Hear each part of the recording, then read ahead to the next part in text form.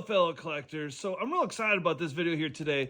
While I was going through some things around the house, I came across this book. I totally forgot I had it. The Top 200 Sports Cards in the Hobby.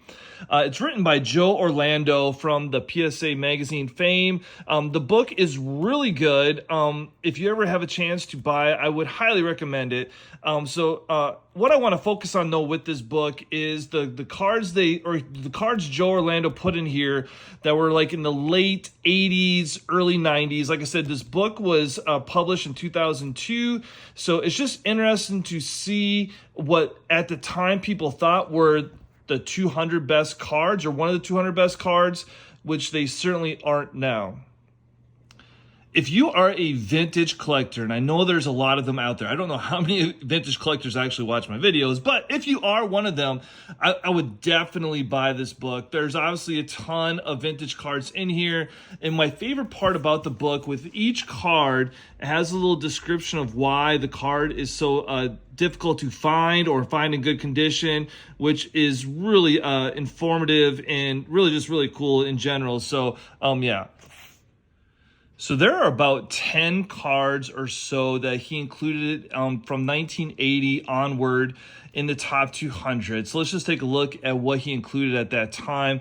So first he has the Rickey Henderson 1980 Topps card, which in PSA 10 goes for an incredible amount of money. So I would not disagree with that one.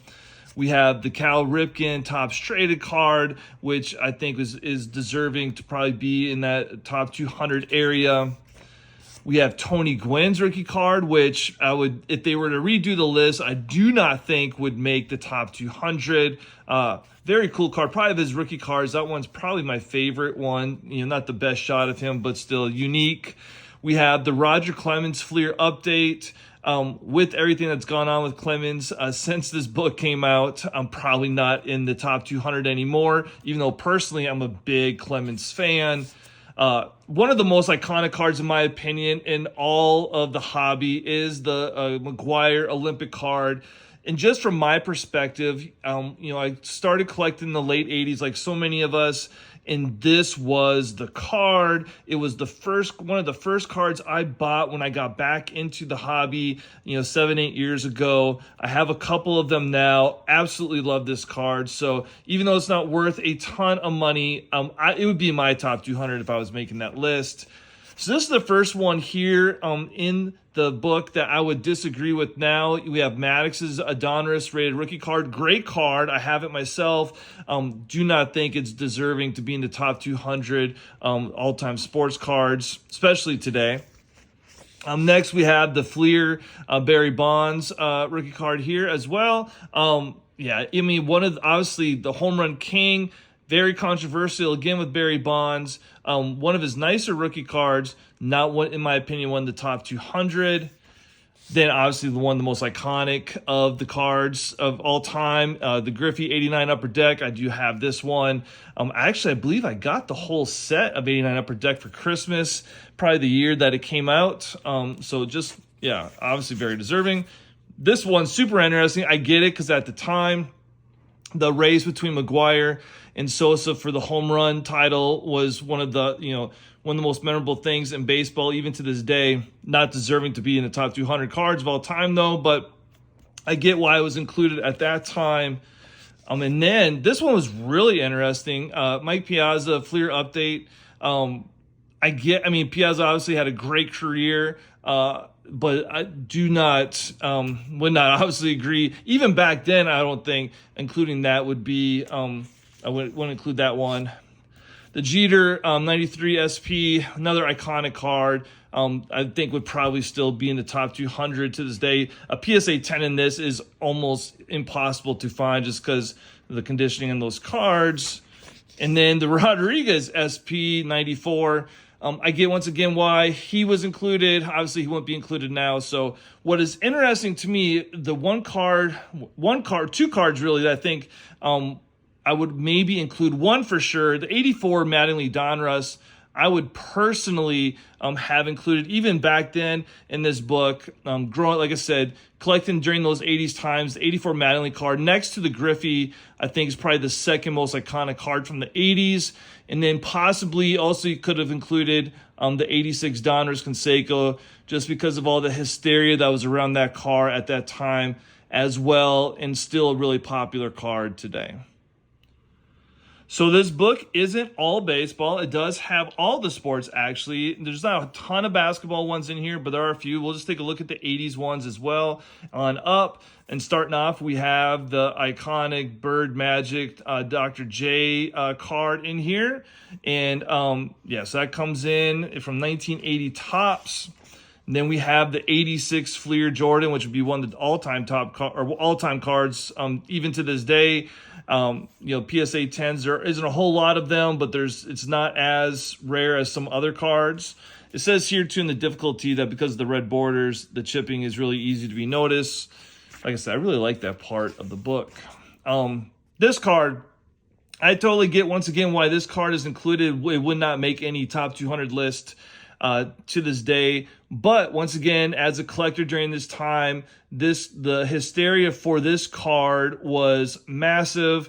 One of my favorite all-time cards too. Just love like the kind of the 3 image there look of Shaq. Just a super cool card of his. Totally get why it was included in the list here. And then we have the 96 Kobe Topps Chrome, which would still be on the list here today. So yeah, that is it for the basketball cards in this book, at least from the 80s on up.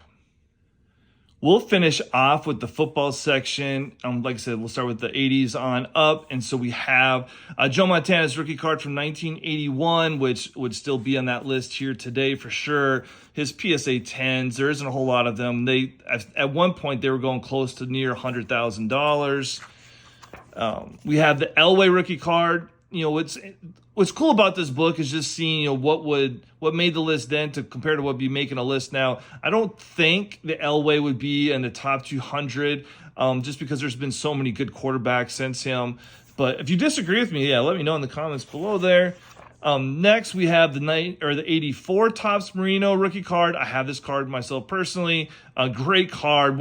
Obviously one of the greatest all-time quarterbacks with no Super Bowl, though. Like I said, be interesting. I don't think he would make a top 200 list just because he's not having that Super Bowl, any Super Bowl titles himself. Then one of the most iconic cards, once again, in all of the sports in the hobby here is the 86 Topps Rice. I do have this one myself. Once again, I got this whole set. It was from like the JCPenney's catalog for Christmas. It was one of the first sets I ever got when I first started collecting. So just a great memory, and obviously a well-deserving card to be on that list. The Barry Sanders score rookie card, I think would make a top 200 list. One of the most popular cards in football, especially during the 80s. And when this came out during the 80s, super sought after, of course, because of how good Barry Sanders is. So I'd be interested to see what you all think, if you think the Sanders would still make a top 200 list today. And then we have the Emmitt Smith rookie card, score supplemental. I don't think this would make any top 200 list. I have his Topps traded rookie card of Emmitt. I just don't think the popularity is there for Emmitt's cards to make any top 200 list. And then we're on to hockey. In the back of the book, it has the color photos of these cards we were talking about. So it kind of gives you an idea here of some of the cards I didn't mention in the list there. So like I said, just a super cool book.